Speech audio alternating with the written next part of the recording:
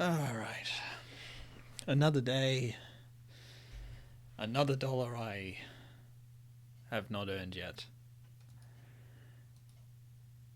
How are we, guys? Welcome back to another episode of Wallace Unchained. Today we will be discussing free will. We'll be trying to explore as to whether or not humans have free will, and if we do, what is its purpose?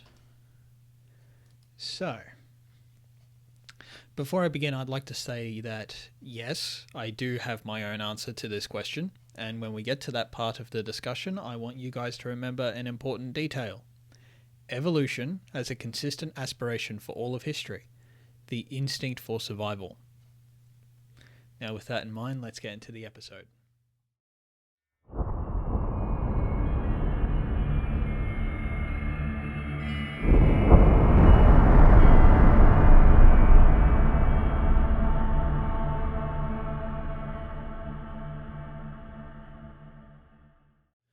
Now, to start, we have to identify and define what we mean when we question free will.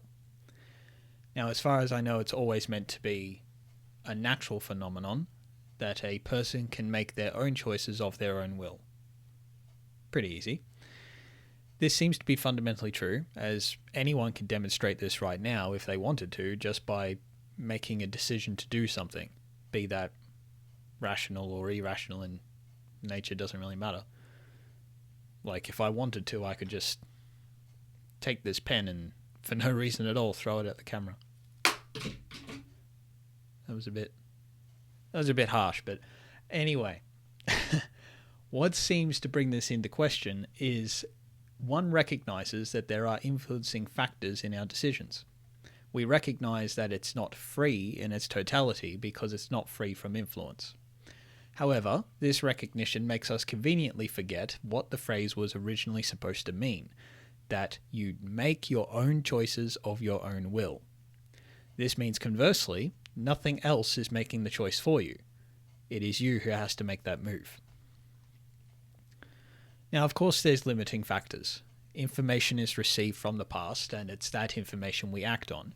We can't make a decision before we're knowledgeable of the choices available. But the choice is still up to us to make. So, I'd say the problem is in the wording of the phrase, free will, or specifically the word free. Instead of calling it free will, we should call it autonomic will, or even just autonomy. The prefix known as auto is commonly understood as to refer to oneself, and the word nomic being the adjective referring to a force of natural law. Now, there is a slight risk some people might misunderstand the phrase autonomic, as it also relates to the involuntary aspect of the nervous system. This is because the word autonomic is derived from the word autonomy, and therein is defined as self-governing. So it makes sense that part of the peripheral nervous system is called self-governing, as it functions without conscious input. This is also an apt description of our so-called free will, as the original intended definition implies we are self-governing individuals who operate independently. Now, this wouldn't change how we understand our will to operate. It might just clear up confusion and conflation where it can obviously arise when associating the word free. The word free is actually a very loaded term. It has many contradictions in nature and society as to when and if it ever applies. I think when the idea of free will was first developed, people were trying to either keep it simple or they didn't have a better word at the time to describe what they meant. However, this isn't the only issue. Humans are influenced by three biological functions that we don't have complete control over. 1. The fight or flight response, the instinctual, almost automatic response to a life-threatening situation. Secondly, hormone-induced emotional reactions. These are our desires, our revulsions, our sense of attraction, sense of hunger. Thirst, fear, anger, joy, sadness, and satisfaction, so on. Now, do these things prove we don't have free will? No, not in my opinion, and I'll explain what I think autonomic will is and its purpose in a moment. The third biological factor is called readiness potential. It's the act of the body being prepared for a decision to be made. Now first, let's examine the fight or flight response. For the sake of argument, let's proceed under the assumption that we do have free will. Why then would evolution give us a fight or flight response? Why not just leave all decisions for the consciousness to make? Well, when you think about how severe and how quickly life-threatening situations can occur, it makes sense that a living thing with an instinct for survival would have developed a quick and easy process for deciding what to do. The fight or flight response is just a shortcut so that there's no screwing around in a life-threatening situation. At most, all this suggests is our autonomic will, or free will if you like, is not our only method for making decisions. After all, if one so wanted, you could just override the fight or flight response and make a different decision. Now, what about our emotional responses? It's true, we don't have control over the fact that we feel these things, but we do choose how we act on those feelings. If we didn't have autonomic will, then if you felt like punching someone in anger, you would just do it without thinking about it. Very obviously, that would get you into a lot of trouble if you were to do that. So why do we have emotions in the first place? Well, consider this. Imagine if we truly did have free will without a shred of hormonal or emotional influences. It would be very likely that we could do incredibly self-destructive things with ease, like walking off a cliff just because you can. DNA has within us an evolutionary instinct to survive and reproduce. This is our main incentive in life. Without emotion and only pure free will, we would have no influences obligating us to care about this purpose. Conversely, if we had no will whatsoever, all decisions would be emotional in nature without a shred of concern for the consequences. It's a dual operating system. And this is related to what I think is the purpose of having autonomic will in the first place. I'll get into the readiness potential in a moment. So now, this is what I think free will is and its purpose. I think free will, or as others have suggested to call autonomic will, was purposefully designed through evolution as a necessary function of survival. This is actually commonly understood as the phrase, think before you act. This is why we have our own will to make our own decisions. This is also what allows us to think for ourselves. In fact, we are so potent in self-thought that we can fantasize, plan, and prepare for multiple different events well ahead of time. This is not an accident. It's to serve the purpose of being able to observe a situation in advance before making a decision on what to do. A creature without autonomic will would not be able to do this. It would only know how to react to situations. I mean, it literally would not be able to act without prior input, and it would only have a single predetermined response. Now, a lot of savvy determinists are pointing at the screen right now saying, aha, gotcha. All human decisions are made from prior input, therefore we don't have a will of our own. No. To draw that conclusion requires that you exaggerate what is meant by prior input to include information on a hypothetical event that hasn't even occurred yet.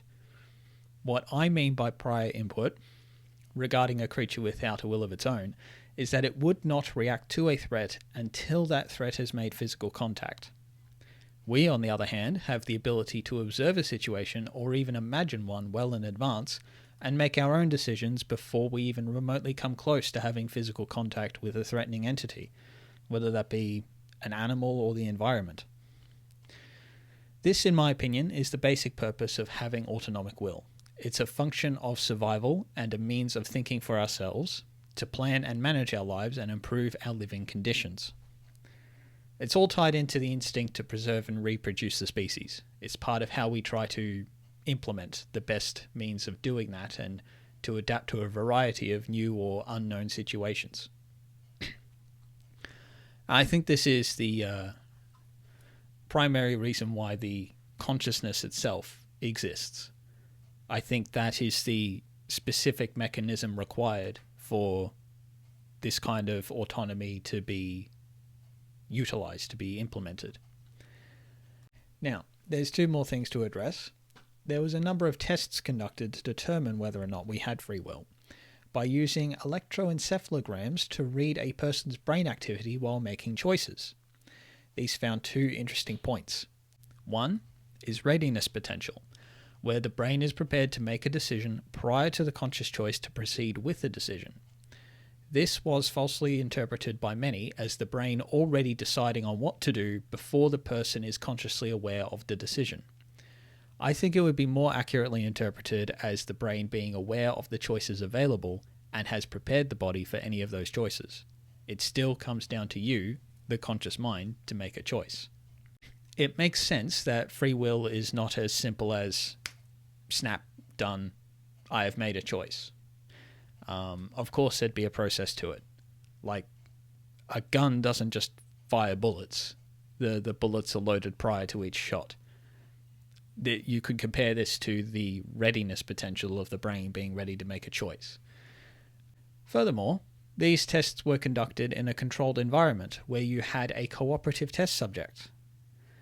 It's very relevant. This leads into the second interesting point, which it was possible for a computer to predict what choice a human was going to make before they made it. Apparently, this was at best a 60% chance of a correct prediction. This has led some to think everything is somehow predetermined, and this also somehow nullifies free will. Again, I would say this is a false interpretation. For one, humans anticipate each other's behavior all the time. Anyone with a close friend or a loved one knows this. Heck, anyone who's played a soccer game knows this. We learn to anticipate. All this proves is that it's possible to predict the future in a small window ahead of time. However, this doesn't account for unexpected events. For example, all this test subject had to do to prove the computer wrong and demonstrate free will was interrupt the test and refuse to continue. I mean, what would the scientists have done? Demanded the volunteer complete the test against their will? I can just imagine it now. The neuroscientist sees the participant get up out of the chair and they say, no, sit back down. We need you to complete the test. We're trying to determine whether or not you have the will to make your own choices. That's a crap joke, but I don't care. Now, to finish the video, for those who are following me on social media, I said these episodes will have some degree of connectivity. I'd like to refer you all back to the last episode where we discussed what constitutes morality. Remember the conclusion that I came to? That morality is a human-designed social contract of mutual self-interest. That it's derived and enforced by what we know causes harm or benefit to another's life. This is where it's important to understand the origin and purpose of free will, or if you prefer, autonomy, because autonomy is directly related to our self-interests, and we base morality on what is good for us against what is good or bad for others, and how we can balance this to make a fair system of cooperation. So, with that said, I would like to introduce you to my first rule of autonomy. Quote, "You do not have the inherent right to control anything beyond your own individual choices." Now this means your choices are yours alone, and the same goes for everyone else. You do not have the right to control others or their decisions. This means in order for any kind of morality to work, we need to be able to understand and accept other people's lives are their own and not anyone else's. This is also, I think, why we will never have true freedom.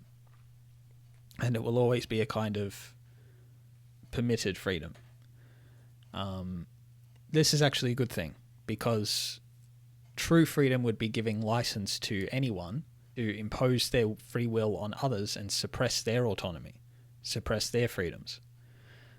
Our moral and legal contracts are therefore designed to permit only those freedoms that do not infringe on the will of others. For example, it's immoral and against the law to steal someone else's property, as this harms them and denies their autonomy to utilize that property. However, it's a permitted freedom to use your money to purchase an item in the shops, even if it's the last item of its kind. This doesn't infringe on anyone's autonomy to possess that item because no one person owns it as of yet. It's currently the property of a company that is offering it in exchange for something else of value. So this is how morality is tied into the nature of autonomy and freedoms. Not only is free will a necessary function of survival, but in acknowledging how it works, we understand why we have always enforced a social contract of mutual self-interests. This way, for those who agree to follow the rules, we have a fair system of interaction where everyone has the right to utilize their will to pursue their interests, but not at the detriment to the will of others. It's my life, my body, my choice, as I'm sure we've all heard before. Of course, that sentiment can work both ways, but that sounds like it would be a video for another time. That has more to do with the subject of human relationships rather than just the subject of an individual's free will and just going about their day. So, we'll just get into a summary of what we've covered in this episode. Free will generally means one makes their own decisions of their own will. Conversely, this means nothing else is making the decision for us. We can acknowledge the term free may be inappropriate and that autonomic will or autonomy better describes the original intended meaning. Autonomy was likely developed through evolution as a means of survival by giving a creature the ability to think for itself prior to committing to any active or reactive decision. It works in tandem with other decision-making processes which include readiness potential, emotional investment or incentives, conscious planning, and time-critical reflexes such as the fight or flight response. Recognizing autonomy is a required aspect of forming any morality. Our autonomy is where our senses of self and our self-interests meet. If morality is a social contract of cooperation between people, that social contract must recognize autonomy as a basic function and a basic right for human life. True freedom would allow us to infringe on the autonomy of others. Therefore, our moral and legal codes are intended to have only permitted freedoms. This is so that everyone can pursue interests that do not infringe on the will of others. I'll end the video there for now. Of course, let me know what your thoughts are in the comments. I hope you've had a good day, and I'll see you in the next episode. Ciao.